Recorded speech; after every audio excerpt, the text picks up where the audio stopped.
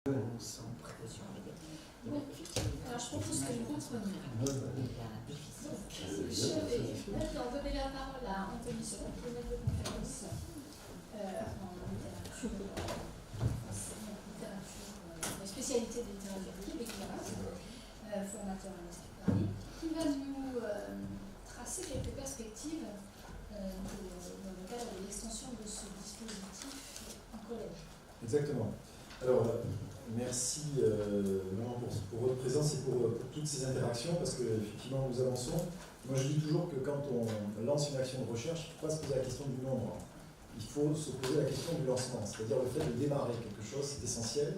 Et pour nous, au sein de l'ESP, il me semble que là, on a des éléments tout à fait intéressants que nous développerons par la suite. Alors, je ne remercie pas mes collègues précédents, notamment Virginie, parce qu'elle a mangé une bonne partie de ce que j'allais dire, mais c'est bien au niveau du temps.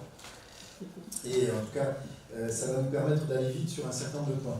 Donc mon objet aujourd'hui va être un peu simplifié pour essayer de tenir en un temps raisonnable et pour que vous puissiez vous exprimer. C'est la possibilité d'une extension de ce que nous avons observé du dispositif SOL au collège. Donc c'est essayer très rapidement de tenir compte des données que nous avons pu rassembler, de l'expertise que nous avons pu réaliser, pour voir dans quelle mesure ces données-là vont être utiles dans l'élargissement du projet. Alors, j'ai écouté avec beaucoup d'attention ce qui a été dit précédemment, et j'ai observé que Virginie, puis notre collègue le professeur des écoles, avec ses élèves, sont passés par l'analyse de silence on lit, c'est-à-dire vraiment l'analyse à la fois lexicale et syntaxique. Et je pense qu'il faut partir de là. Et en partant de là, on va se poser une question importante, c'est d'appliquer cette phrase dans un contexte de préadolescence et d'adolescence. Puisque là, nous nous déplaçons, nous changeons de terrain. Je crois que c'est une donnée absolument essentielle. Et si on applique cette phrase et on y réfléchit dans un contexte préadolescent ou adolescent, on va s'apercevoir d'un certain nombre de problèmes qui risquent d'être d'autant plus cruciaux dans la mise en place du dispositif. Alors, silence. Eh bien, le rapport au silence, on le sait bien, de l'adolescent, du préadolescent, est un rapport qui est très compliqué. Hein. On est dans un monde de bruit, on accepte difficilement le silence est souvent même inquiétant. Hein. C'est quelque chose qui est analysé assez facilement et qui va donc possiblement constituer une réticence de départ. Alors, quand je parle de réticence, dans un certain nombre de classes que nous connaissons bien, parce qu'à l'ESP, nous donnons des séances de formation, mais nous allons pour l'essentiel de notre temps dans les établissements scolaires, je le rappelle, à l'envi. Évidemment, c'est compliqué d'avoir le silence, ou de faire silence, ou d'accepter le silence. Donc c'est une donnée qu'il faudra prendre en considération.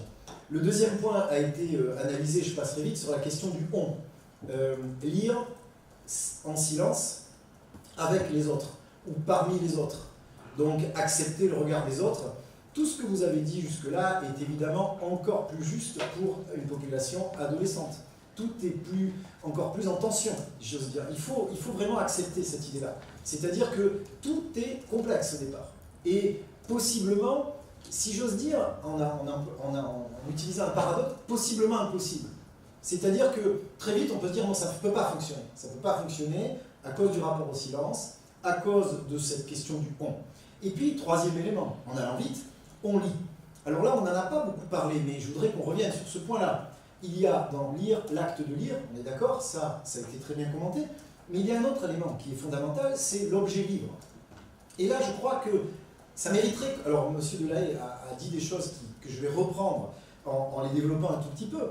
Je crois qu'il est important de prendre en considération dans le lire, l'objet livre.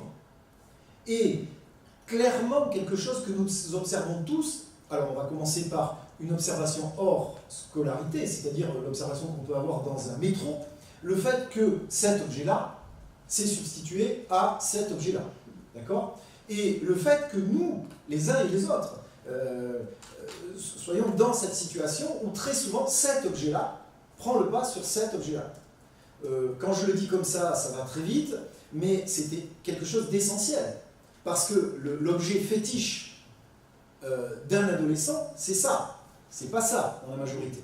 Donc ça va poser la question de la mise en place du dispositif et une réflexion claire et nette sur l'objet livre et sa manipulation. Alors là, vous allez me dire, Monsieur Sauron, vous êtes dans une régression lamentable, puisque c'est quelque chose que les élèves auraient dû faire en maternelle, manipuler l'objet livre. Eh bien, je pense, sincèrement, que quand on va mettre en place ce dispositif, il va falloir avoir une réflexion forte sur l'objet livre et la place qu'il a dans la vie des élèves et qu'il peut avoir. Le fait d'ouvrir un bouquin comme ça, à la place de ça, ranger ça et mettre ça à la place, je répète, c'est quelque chose qui hiérarchiquement n'est pas du tout évident pour un adolescent. Donc vous voyez que dès le départ, on a ces situations qui sont potentiellement problématiques. Alors, j'insiste sur le fait que hier, en allant à Angers c'est une anecdote, mais je sais que les auditeurs aiment bien les anecdotes, j'étais pas avec des adolescents, j'étais avec 2 mamans et qui avaient chacune un bébé. Et alors là, c'était génial parce que j'aurais pu en faire une expertise façon Virginie Actis, mais là, ça aurait été un truc hyper précis. Alors je me dis quand même, je ne peux pas me permettre de poser des questions, de m'entretenir avec ces mamans, mais enfin, quand même, 2 bébés, 2 mamans. La première, le bébé qui pleurait un peu, avait ça dans les mains. Je dis le bébé, moi je ne suis pas capable d'identifier exactement quel âge il avait. Puis je vous ai dit, je n'ai pas mené un entretien. Mais enfin, il avait ça dans les mains. Et le deuxième avait une espèce de, vous savez, de choupi, livre à manipuler.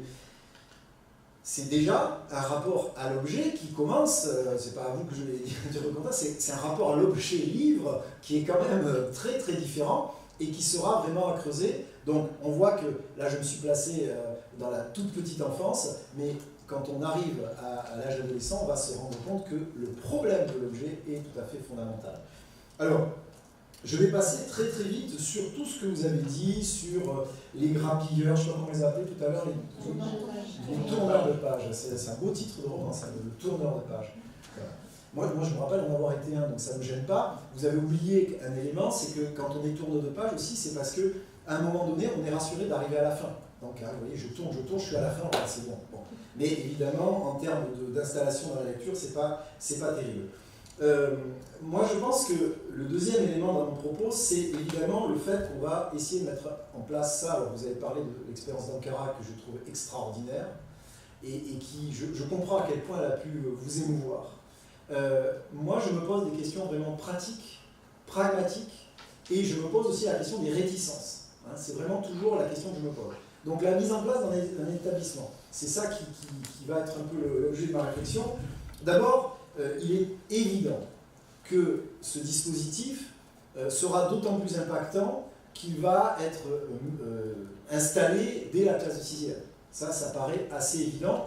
Et dans notre démarche de recherche, ce qui serait intéressant, évidemment, c'est de voir dans une perspective longitudinale comment les choses évoluent. Alors, toujours pareil, dans la recherche de ce type, c'est pas une semaine après. C'est un mois, un trimestre, un semestre, une année. C'est ça qui est intéressant. Donc, mesurer véritablement l'efficacité d'un dispositif, c'est tenir compte de ce délai pour installer des pratiques. Et accepter l'idée qu'il y ait un délai court où ça ne marche pas. Parce que moi, je voudrais qu'on insiste sur ce point-là. Toutes ces réactions qui peuvent être hostiles, qui peuvent être difficiles, mais qu'il va falloir accepter. C'est la même chose que quand on amène des élèves dans un musée. C'est pas parce qu'on a un peu le bazar qu'on a raté l'expérience. C'était une expérience nécessaire. Donc il y a cette dimension expérimentale qui est fondamentale à faire accepter aux gens. Alors, dans le dispositif, si on s'en lit, à l'échelle d'un établissement scolaire, collège, ce qui est caractéristique et qui va être vraiment essentiel, c'est ce silence installé sur un établissement qui est gros, donc qui implique une masse de personnel de tout statut. Donc ça, c'est une difficulté qui, encore une fois, est accrue par rapport à tout ce que nous avons pu décrire jusque-là. Une difficulté importante et qui va impliquer, à mon avis, un certain nombre de piliers. Je résumerai ma pensée autour d'un certain nombre de piliers pour la mise en place du dispositif dans un collège. Bon, d'abord, je dirais qu'il y a 3 piliers qui sont induits par la charte. L'engagement de chacun, la formalisation, je vais revenir dans le détail, et la ritualisation. Tout ça a été très bien dit, mais je voudrais quand même en détailler un certain nombre de points.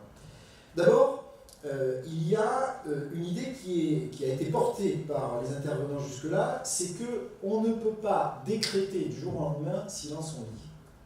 Il y a l'installation d'un dispositif, l'installation d'un projet auquel on croit. Parce que ça fait beaucoup d'éléments tout ça. C'est pas simplement je vais faire ça parce que ça me paraît bien, faut pas se laisser, faut pas se bercer d'illusions sur quelque chose. Hein, ça ne peut pas s'installer de fait. Il va falloir installer le dispositif. Ça veut dire qu'il va devoir être présenté. Ce que vous avez dit, M. Delahaye, je pense, est essentiel. Il est temps que plus on va l'expliquer aux adultes, plus on va leur montrer les potentiels enjeux de ce dispositif, plus il risque à être bien reçu. Il doit être présenté clairement, nettement, incarné, parce que ça aussi c'est un point dont on ne parle pas forcément assez. On le sait bien, au-delà de ces dispositifs-là, un chef d'établissement qui prend à le corps une question particulière, ça a du poids. Alors ça peut être un chef d'établissement, mais ça peut être un conseiller principal d'éducation, ça peut être un professeur de français, un professeur de mathématiques, peu importe. Entre parenthèses, je trouverais aberrant que l'on dise que finalement le professeur de mathématiques est a priori moins impliqué dans ce type de projet, sachant que très souvent, les professeurs de mathématiques sont des gens qui lisent évidemment et qui ont un goût particulier pour la lecture. Il suffit de connaître un certain nombre d'écrivains de ce type. Alors, présenter, incarner et porter, je crois que ça c'est très important, avec une idée, c'est qu'avant d'installer le dispositif, il faut se donner un délai de conception, vraiment, et s'appuyer sur un noyau dur. Ça aussi c'est important. Parce que pour avoir officié assez longtemps au collège, on sait très bien que des résistants, mais alors là on prend le mot dans son sens le plus négatif, on va en trouver. Et puis il y a des résistants à la dent dure.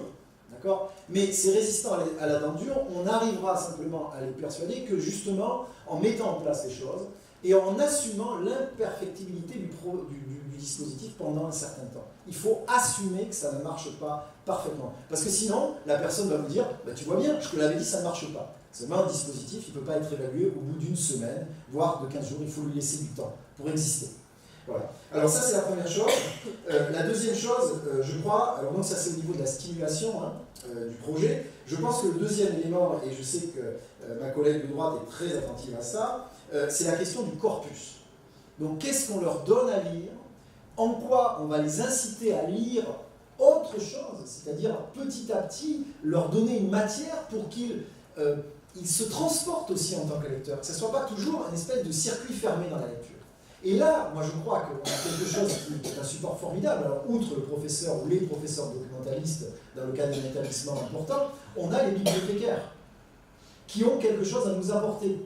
Donc, encore une fois, si on ne se donne pas un délai de conception du projet, avec des acteurs qui ont chacun une fonction précise, et qu'on n'accepte pas notamment l'apport des bibliothécaires, de la médiathèque qui n'est pas loin, etc. Moi, quand je vois certains profs de français qui n'ont pas de contact avec la médiathèque qui est juste à côté de leur établissement, je me dis, est-ce qu'ils font le bon métier? Bon, c'est quelque chose qui, oui, je suis un peu pénible sur certains points, mais c'est important la question du corpus, parce qu'il ne faut pas qu'il tourne en rond. Il ne faut pas qu'il tourne en rond. Ça peut durer, hein, l'histoire de, voilà, on reste sur le même truc, mais l'idée, c'est quand même d'avancer, parce qu'on sait aussi que les adolescents, une fois qu'ils y sont, ils sont capables d'aller sur des volumes beaucoup plus importants. La question quantitative, ça c'est médiatiquement, on peut dire qu'ils ne lisent pas, mais c'est pas vrai. Parce que quantitativement, une fois qu'ils ont tendu vers le livre, ils sont capables de lire des pavés. Moi, certains bouquins que lisent les adolescents, je ne les lirai pas tellement ils sont longs. C'est 400 pages, plus 400 pages, plus 400 pages. Hein. Le clan je crois que c'est des chats. Non, moi j'ai arrêté, ma fille lit ça, moi je ne peux plus. C'est insupportable. Mais c'est pour vous dire que la dimension quantitative est assez importante, d'où le suivi. C'est-à-dire qu'on peut imaginer qu'il y ait une prolongation. Voilà. Et le dernier point, alors donc j'ai des stimulations corpus, le dernier point, il me semble, c'est la verbalisation. C'est-à-dire qu'il faut que là on l'a vu tout à l'heure avec je crois, le petit dessin ou le petit qu'on vous a fait, votre élève là, qui fait un petit dessin pour de route. Moi je crois que c'est très très important qu'il y ait des phénomènes de retour comme ça. Ça peut être filmer ce qui se passe, ça peut être enquêter, ça peut même devenir une activité pour les élèves. Il y en a qui posent des questions à d'autres. Alors, le journal du collège, comment se passe-t-il dans son lit, etc. etc. C'est-à-dire qu'il y ait véritablement une logique de discussion sur ce qui se produit. Et j'ajouterai un dernier élément parce que je pense qu'au départ, on est dans l'utopie, mais l'utopie est nécessaire dans notre société. Je voudrais insister sur un point. On parle dans des collèges, on risque d'avoir un problème, et là je vais être très pratique, c'est le fait de baliser un temps pour silence en lit. Donc, il y a deux solutions. On en a déjà parlé avec ma collègue. Soit vous mordez, je m'excuse d'être très pratique, soit vous mordez dans ce qu'on avait appelé le temps du midi.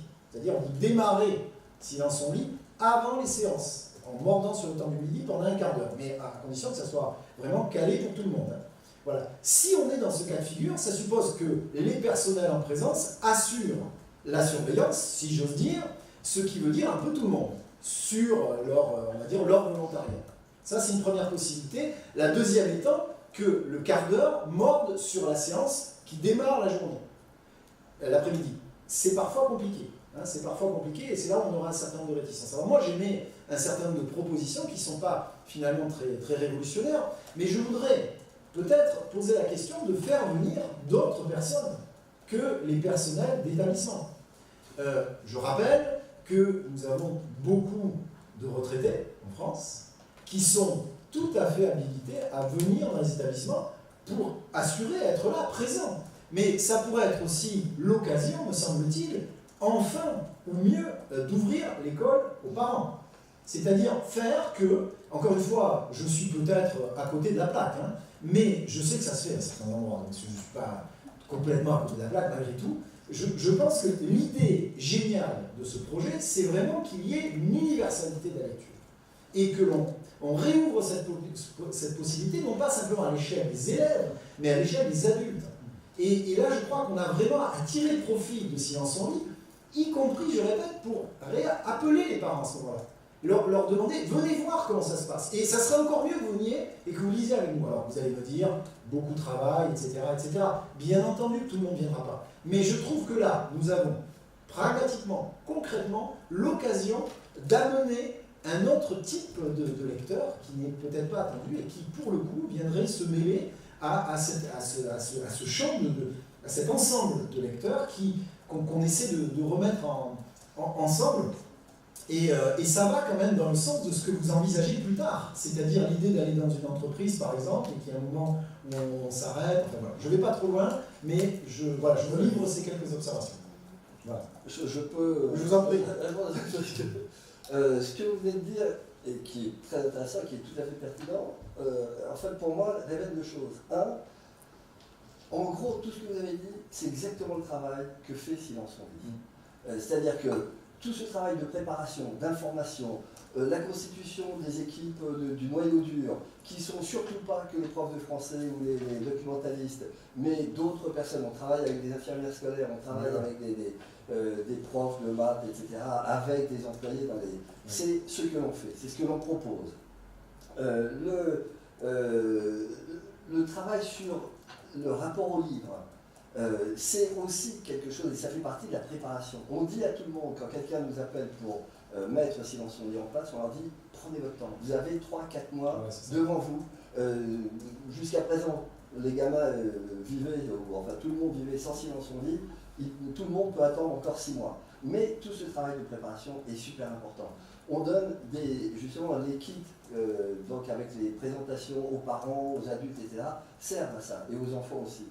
Ce que vous avez dit sur le moment où on le fait, en fait, là c'est le seul point sur lequel, enfin je vous accompagne mais je vous contredirai un petit peu, c'est-à-dire qu'en fait il y a beaucoup plus de choix que ça. Et dans les expériences que l'on a avec tout type d'établissement, on voit que certains font ça à la fin de la pause du matin ou de l'après-midi, ou effectivement la pause méridienne, mais qu'on peut par exemple mordre un petit peu sur le temps de cours. Et décaler les cours suivants. On peut réduire les cours de l'après-midi de 5 minutes, on a gagné les 14, on a gagné les 15 minutes. On peut réduire de 2 minutes, il y en a certains qui font tous les cours, et on gagne les 15 minutes, et on place où on veut. En fait, il y a beaucoup de solutions. Et ça, c'est très important d'être conscient de ça. Et c'est là où nous, on demande à tout le monde de nous faire des retours, parce que ce moment où on va le faire, effectivement, surtout dans les collèges et les lycées, c'est une grosse question. Et évidemment, nous, on y répond, on n'a aucune légitimité pour dire c'est à ce moment-là qu'il faut le faire, et surtout, ça serait idiot, parce qu'en fonction des plannings, etc., il y a vraiment une diversité de possibilités. Et nous, ce qu'on apporte, c'est cette diversité.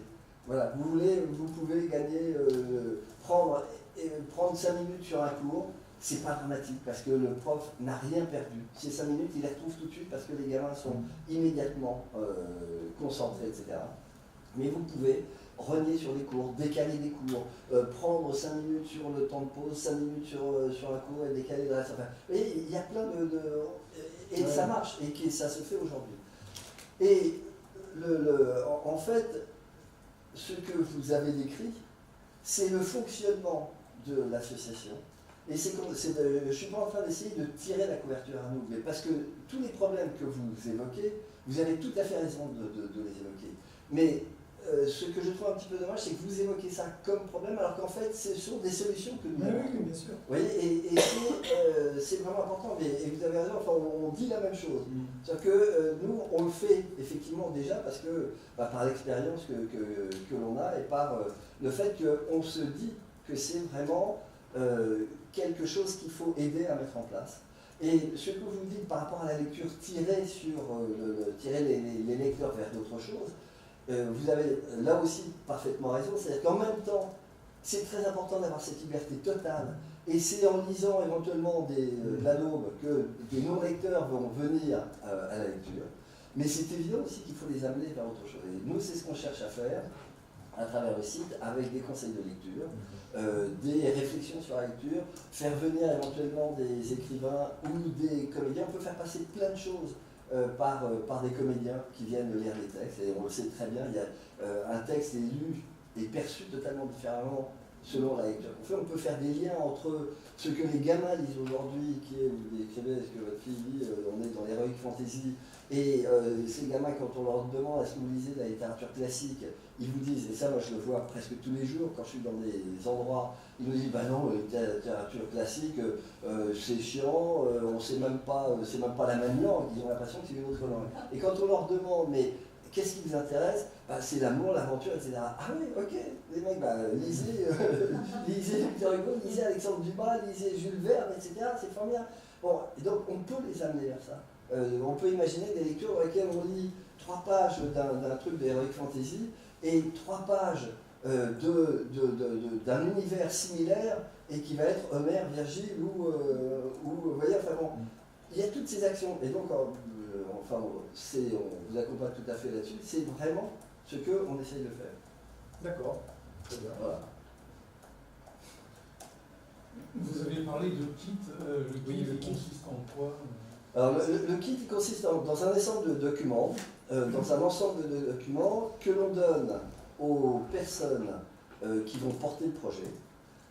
Dans ce kit, il y a des documents qui sont des choses qui peuvent circuler totalement librement, qui sont la présentation de l'association, et donc du travail que l'on fait, et une revue de presse qui permet de voir enfin, plein de petits films, etc., des articles. Bon, il y a une présentation beaucoup plus en profondeur de ce qu'est le concept de Silence on lit, donc une quinzaine de pages, qui est destinée aux porteurs du projet eux-mêmes. Et il y a des présentations synthétiques donc pour tous les acteurs, les adultes, une page, les parents des élèves, une page aussi, et une page aussi adaptée au niveau des élèves, c'est-à-dire pour les collégiens, les lycéens ou le primaire. Et puis toute une signalétique qui facilite les choses pour dire, bah, voilà, à partir de tel moment, on va mettre en place Silence on lit. Quand on fait Silence on lit, entre telle heure et telle heure, on ne rentre pas dans l'établissement. C'est idiot, mais ça permet effectivement de faire participer aussi les gardiens, etc.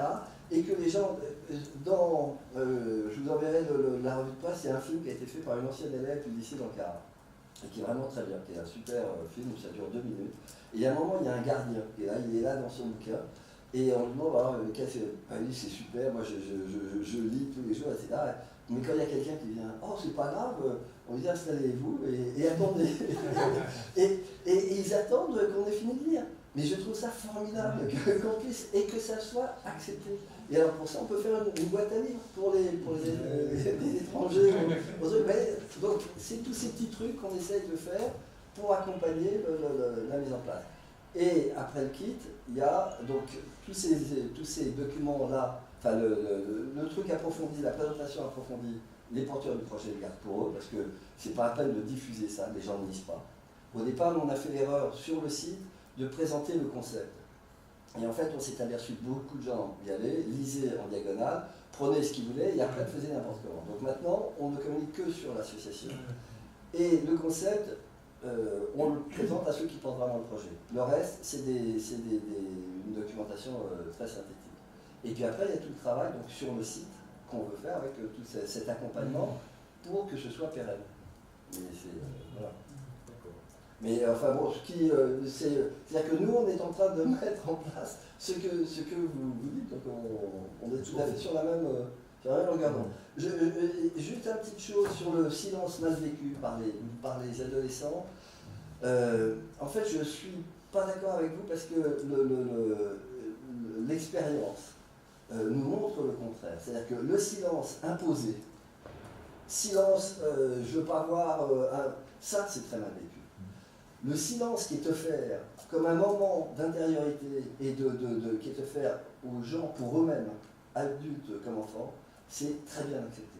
Et vraiment, on a des exemples, mais tous les jours, de gens qui nous ont dit, mais vous savez, en rêve, nous on est en rêve, notre collège, les gamins sont super agités, etc. Et ils ont pris le temps de mettre les choses en place, donc c'est 2-3 mois dont on parle, et ils nous disent, mais c'est incroyable parce que ça a marché dès le premier jour.